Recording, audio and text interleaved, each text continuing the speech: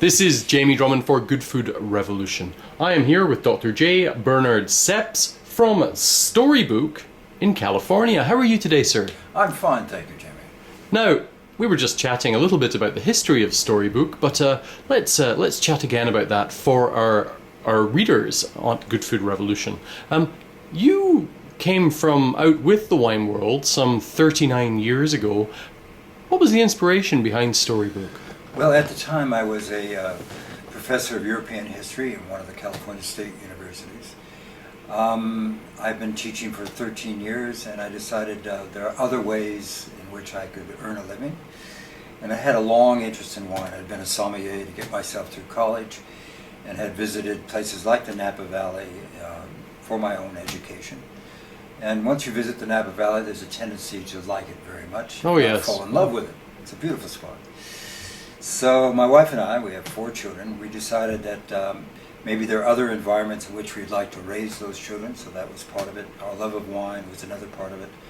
And a desire to be independent was very much a part of it as well. So we began looking up in the Napa Valley and looked in Sonoma as well, and finally found this site that had been abandoned for 14 years before we came there. And there was this beautiful piece of land at the top of the valley, occupying a whole mountain bowl. And we decided that was the place for us.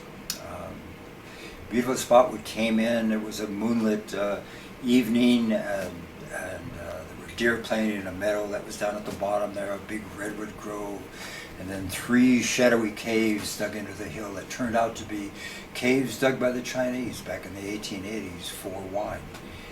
And so we decided that was love at first sight, and that's where our home would be. And this particular winery that you took over, was it still planted to vines? No, at that time, because there was a fire 14 years before, had burned over the old winery.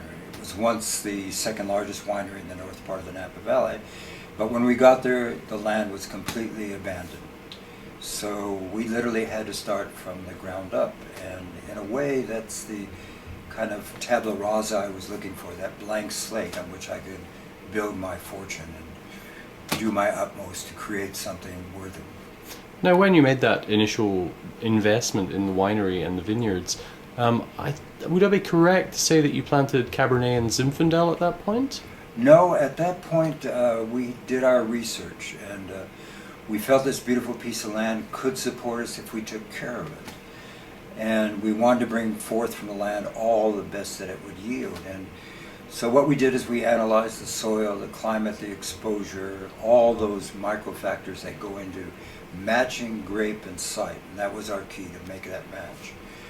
And what we decided on is that Cabernet would grow there, yes, and it was the Napa Valley. But Zinfandel would even grow better, at least on most of the property. So we decided that we would start with one variety, and that was Zinfandel. So that was our initial planting, roughly 20 acres of Zinfandel, which we've since expanded, but that was the initial start. So the Zinfandel vines are about 38 years old now? Or yes, thereabouts? the older vines are.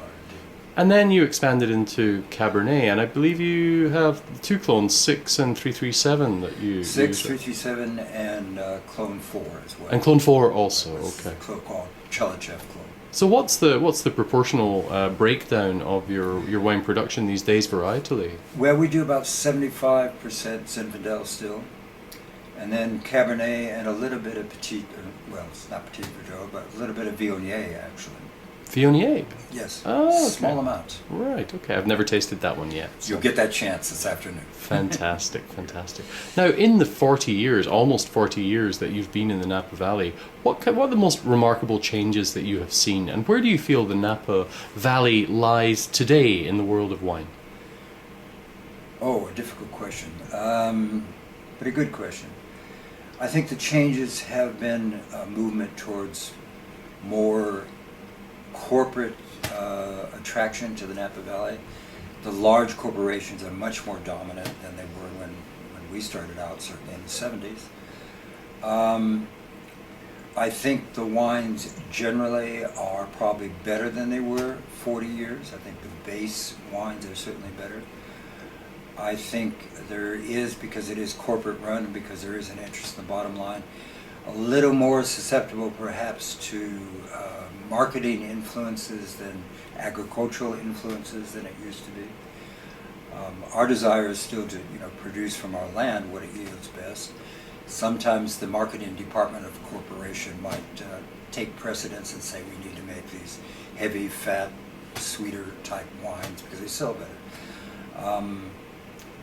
So I think those are the basic differences. At the same time, I would say that it is a much more professional organization now. It's not so much just experiential. Everything from diverse rootstocks, which was not apparent 40 years ago, to different clones, trellises, techniques of fermentation, all of which go to make the potential for much better wines. You've been steadfast in your dedication towards staying away from herbicides and pesticides. Was that a very conscious decision when you first started the winery? It was, indeed. Again, it goes back to the land, and we felt if we took care of the land would take care of us. And taking care of the land meant a number of things, one of which was basically being organic. And we've never used insecticides or herbicides for all 39 years that we've been there. We are now certified organic because, there's a little third-party verification that's kind of needed for marketing purposes. I think in the long run that does produce better wines as well. There are good reasons for it. Just one indication is that we have a rootstock called AXR. That was a rootstock that was subject to phylloxera, a pest.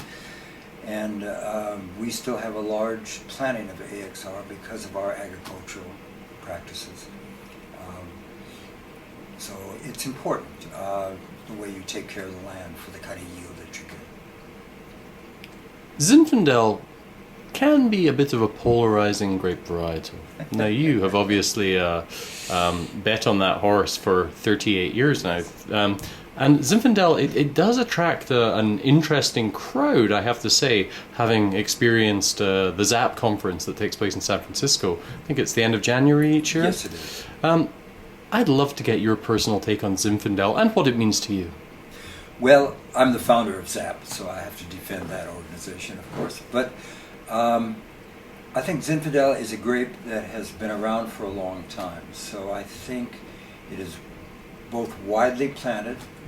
It is a grape that is exceptionally diverse in the kind of styles it will yield anywhere from basically rosé type of Zinfandels, very light, fruity, immediate to heavy, almost port-like Zinfandels. Our style is somewhere in between. We have the reputation of making more elegant style of wine. I think because of its diversity, it is widely planted, but it also creates a certain amount of marketing problems. When you order a bottle of Zinfandel, you're not sure what you're going to get. Unlike Cabernet, where there are a smaller variation in style, shall we say. So I think that's a difficulty. But Zinfandel, because it has been planted, we do know the sites or the type of soils where it does well. So in the modern planting, certainly of Zinfandel, there is a specificity to location and varietal that I think has improved Zinfandel generally in the market. And your specific location with Storybook is quite particular, is it not? I believe it's relatively cool for California, and definitely one of the coolest areas in northern Napa. It is. It is actually the coolest vineyard in the north part of the Napa Valley. Partially because we face east, our exposure is basically an eastern one. Partially because there's a gap in the mountain range between us and the ocean, so we get ocean breezes. So that we can be 10 degrees cooler on a summer day than the valley down below us near St. Helena, the middle part of the valley on the east side. And that 10 degrees is very important for the balance of the wine, that kind of acid pH balance that makes the palate much more refreshing, much more focused, much longer. What do you like to eat alongside your Zinfandels? Oh my gosh. Our motto is good wine, good food. Zinfandel has the ability to be quite diverse because of its fruit core. You can do it with a barbecued salmon, you can do it with a roasted leg of lamb, you can do it with game, and as the New York Times once said, it's the quintessential American wine they should have for the quintessential American bird, turkey, at Thanksgiving. So it's really a diverse wine in many ways. Well, I have to thank you for visiting Toronto and spending some time with Good Food Revolution today. Jamie, it's been a pleasure, and thank you very much. Bye for now. Bye.